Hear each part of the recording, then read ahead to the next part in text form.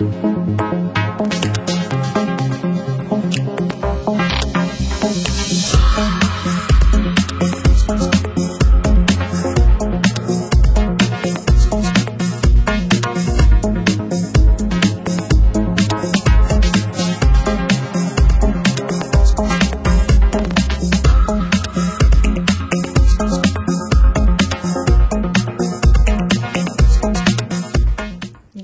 et bienvenue dans Carré VIP. Aujourd'hui, je reçois une femme.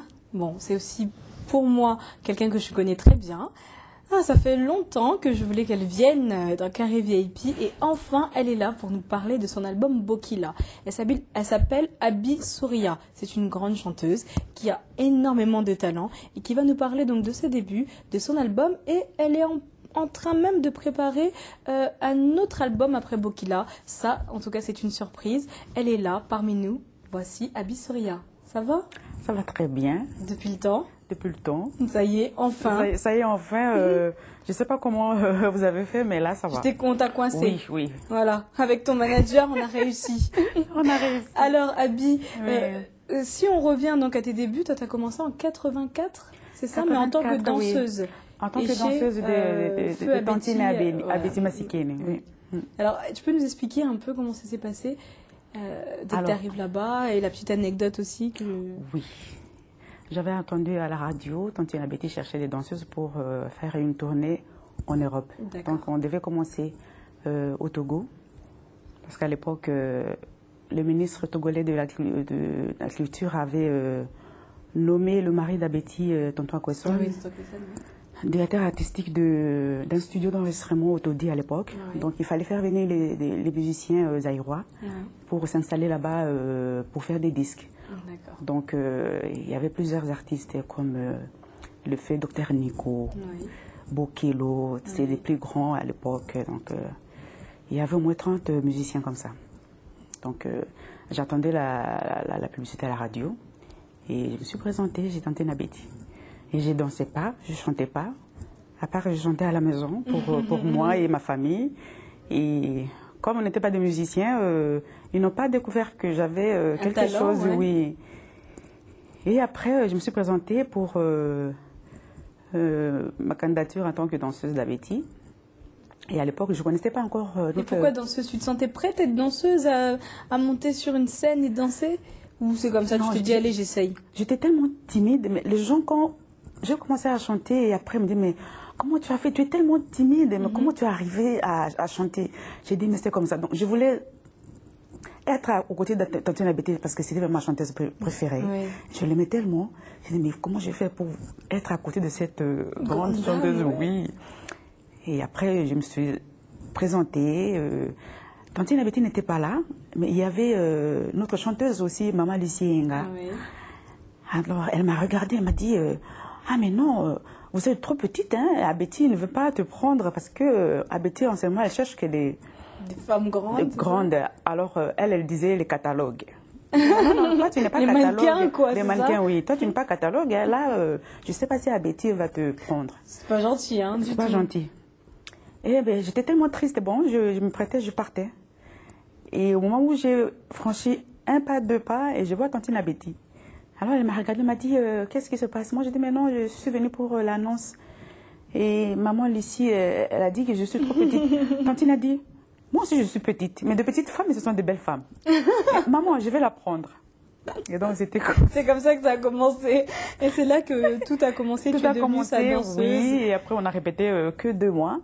Et on est s'envolé pour le Togo. Combien d'années t'as passé en fait avec Abeti? Je ne suis pas passée très... Je suis restée avec Tantine Abeti que quelques mois. Quelques mois. Quelques mois, mais c'était tellement que je connaissais, on dirait que je connaissais déjà cette grande femme déjà avant. Tu avais l'impression que ça fait des années? Oui. Donc, c'est à peine 8 mois. Et pourquoi tu es restée si peu de temps finalement? Bon, on est reparti vite au Togo pour faire les enregistrements. Donc, elle devait s'installer là-bas. D'accord. Et c'était pas vraiment bien passé. Il y avait tellement de problèmes avec les gens qui nous font venir là-bas.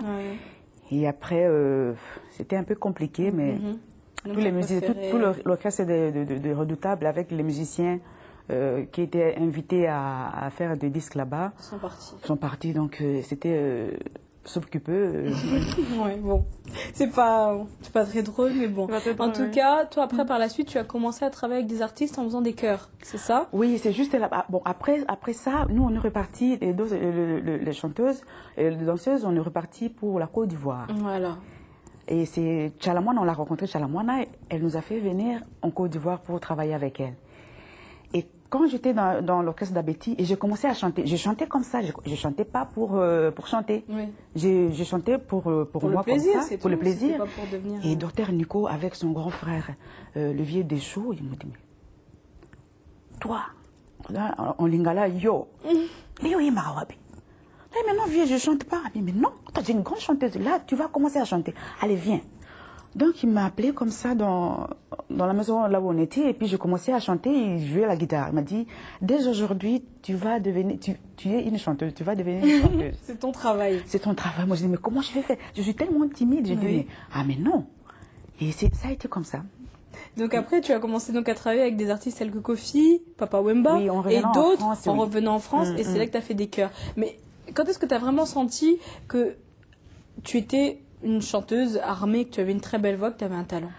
En tout cas, par rapport aux appréciations des gens. C'est les gens qui m'ont poussée. Mais moi, pour moi, j'étais tellement timide, je me voyais mal tenir le micro et chanter devant. Oui. Mais après, dès que je chante, c'était... À l'époque, chanter comme Billy Abel, c'était un avantage. Mais quand je chantais Billy Abel, c'était ma chanteuse préférée. Quand je chantais Billy Abel, mais c'était, tu tournes le dos, tu dis, mais c'est Billy Abel. Mais là, j'ai été appréciée partout. Dès que j'ouvre la bouche, c'était OK.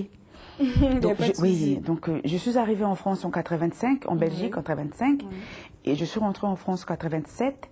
J'ai rencontré le vieux Sam Mangwana. Et j'étais la première chanteuse à chanter avec Kofi dans la chanson Enriquet. Et c'est parti comme ça. Donc j'étais tellement aimée que... Tu passais de studio en studio finalement. Ah oui. Mais pour toi, c'était pas frustrant d'être choriste et pourquoi pas être chanteuse? Pour toi, c'était une bonne aventure? Tu prenais ça bien? Pour moi, c'est déjà chanter.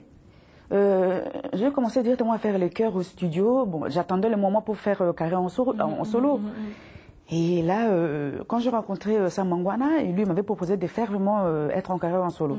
Parce que je vais faire aussi un disque avec Sam Mangwana. C'était l'album là où il est avec Franco. Franco de Miamor. Donc j'ai un duo avec Sam Mangwana. Surtout à l'époque, bon, chanter avec Sam Mangwana, je venais d'arriver, quoi. Donc, mais c'était tellement bien, donc il me mettait tellement à l'aise. Donc j'ai chanté comme ça, il n'y avait pas non. Donc, on m'appelait pour ma voix. C'était vraiment pour toi des très bons compliments. Tu étais très contente. Alors, dis-nous, est-ce que c'est pas une difficulté d'être une femme au sein d'un milieu d'hommes, finalement? Parce que c'est un milieu, surtout, la musique congolaise est très masculine, hein, pas trop féminine. On voit plutôt les femmes chanter, par exemple, pour des musiques religieuses, mais pas trop dans la world music. Mais la religieuse, je crois que c'est... Aujourd'hui, c'est venu après... Je sais pas, par rapport... c'est moins facile là-bas. Moi, je ne pense pas que toutes les chanteuses religieuses, ils sont partis chanter à l'église parce que c'était... Moi, je crois que c'est plus facile. Je sais pas, peut-être ils se soutiennent bien entre eux, oui. Peut-être, oui, il y a... C'est plus facile pour eux. C'est facile, oui, c'était facile pour eux pour aller là-bas. Quand je regarde bien dans notre pays, Tantine Abedi, parce qu'il était avec Tonton Akwesson, c'est un Togolais. Quelqu'un qui l'a beaucoup aidé, oui. Oui, c'est un Togolais. Et Mpongolov, quand elle a commencé avec un Pompolowai, Billy Abel avec Rochero, mais les carrières solo, c'était Kichalamwana, mais elle a fait ça en dehors de Kinshasa.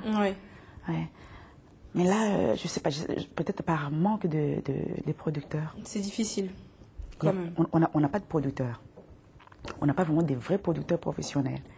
Pour vous pousser, vous lancer. Pour nous faire des albums. Parce que là, les producteurs qu'on a dans notre pays ou dans notre milieu, c'est des fanatiques des musiciens.